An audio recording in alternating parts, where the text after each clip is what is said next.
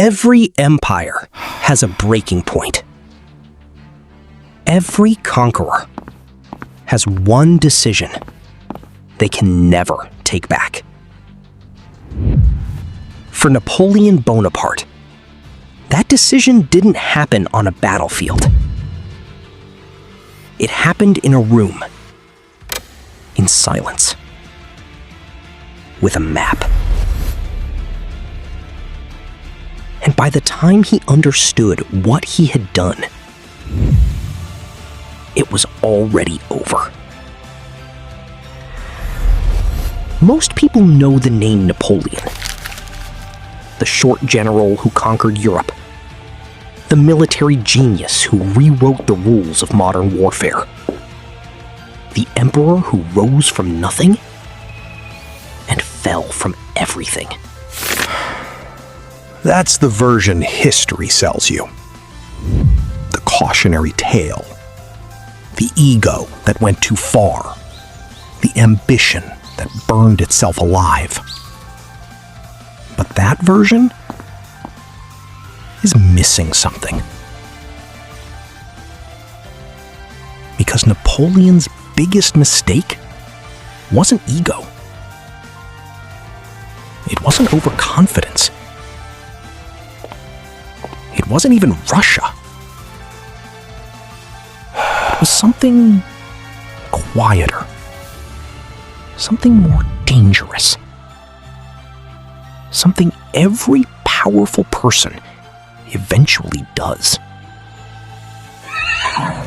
Right before they collapse. He stopped listening to the one voice that had never been wrong. His own.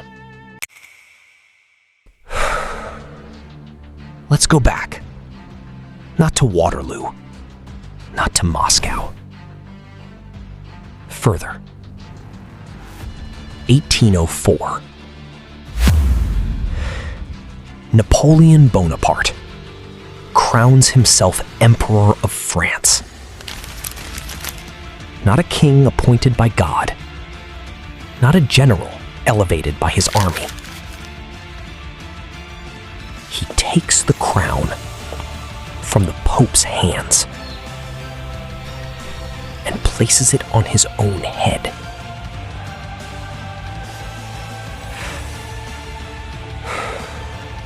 The message was deliberate. I answer to no one. And for a decade, that belief served him perfectly. By 1810, Napoleon controls more European territory than anyone since the Roman Empire. 44 nations, 70 million people, under one man's authority. His military record is almost impossible to comprehend. 60 battles, 50 victories. June 24th, 1812. Napoleon crosses the Niemen River into Russia with 600,000 men. The largest army ever assembled in human history up to that point. His advisors were nervous. His marshals were cautious. His intelligence reports were clear. Russia would not fight him the way Europe had. They would retreat, burn their own crops, destroy their own cities, and let the winter do what their armies could not. Napoleon had read those reports. He understood them, and he went anyway. Not because he was ignorant, not because he was reckless, but because he had won so many times before that losing had become theoretically impossible to him. Psychologists have a name for this. Hubris syndrome. The condition that develops in people who hold power for too long without consequence. The symptoms are precise. Contempt for the advice of others. Excessive confidence in personal judgment. A belief that history itself is bending around you. Napoleon had every single one. He told his generals, "We will be in Moscow by August. The Tsar will negotiate. We will be home before winter." He was wrong on every count. The Russian army retreated, just like the report said. They burned Smolensk. They burned Moscow itself. Napoleon entered the city on September 14th and found it empty and burning. No Tsar waiting to surrender. No population to subjugate. No supplies to feed his army. Just fire. And silence. And the first breath of Russian winter moving in from the east. He waited 5 weeks for a peace offer that never came.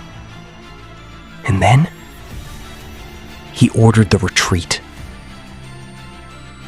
600,000 men had crossed that river in June. Fewer than 100,000 crossed back. In 5 months, Napoleon lost more soldiers than most countries had in total. But here's what history doesn't tell you clearly enough. The mistake wasn't invading Russia.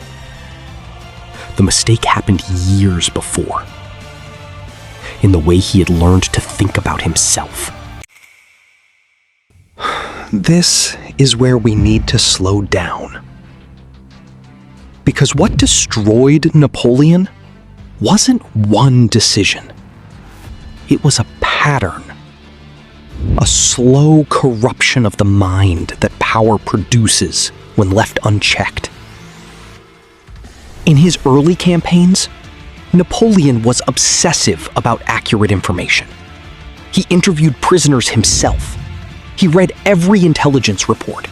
He questioned his own assumptions before every major move. He won because he saw reality more clearly than his enemies. But victory did something to him. Every time he won, his brain reinforced the same belief. My instincts are correct. My judgment is superior. The rules that apply to other men do not apply to me. Neuroscientists call this the winner effect. Consecutive victories flood the brain with testosterone and dopamine, chemically rewiring it toward overconfidence and risk tolerance. Napoleon wasn't becoming arrogant by choice. His own success was reprogramming him to stop being careful. Watch the pattern. After Austerlitz in 1805, he starts dismissing his marshal's concerns. After Jena in 1806, he begins ignoring unfavorable intelligence reports. After Wagram in 1809, he stops holding the war councils that had made him great. Each victory removed one more layer of the humility that had built the empire. And by 1812, there was none left. The man who had once said, "Never interrupt your enemy when he is making a mistake," had become the man making the mistake. But the pattern goes deeper, because Napoleon's real mistake wasn't military. It was relational. One by one, he had removed every person who told him the truth. His most honest marshal, exiled. His most cautious advisor, ignored. His most loyal critic, silenced. Until the only voice left in the room was the one telling him what he wanted to hear. His own. And a man who only hears himself has already lost. So what was Napoleon's biggest mistake? It wasn't the Russian winter. It wasn't the size of the army. It wasn't the tactics. It wasn't the timing. His biggest mistake was surviving too many victories without anyone to keep him honest. Think about that. The very thing that built him, his ability to win, became the mechanism of his destruction. Every empire he conquered made him less able to see clearly. Every general who stopped arguing with him removed one more early warning system from his mind. By the time he stood at the gates of Moscow, he wasn't seeing Russia. He was seeing a mirror, reflecting back the invincible version of himself he had chosen to believe in. And reality doesn't negotiate with mirrors. Here's what this story is actually about. It's not about military genius. It's not about French history.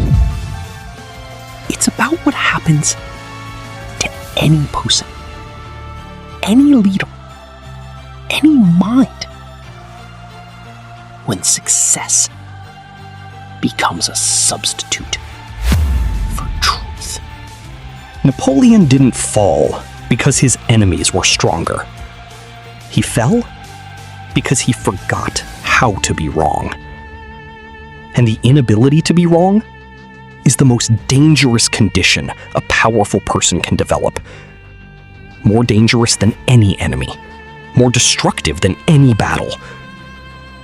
Because an enemy you can fight. A belief you cannot see is invisible armor that slowly becomes a cage. We look at Napoleon now, and we call it tragedy. But it isn't really a tragedy. It's a warning.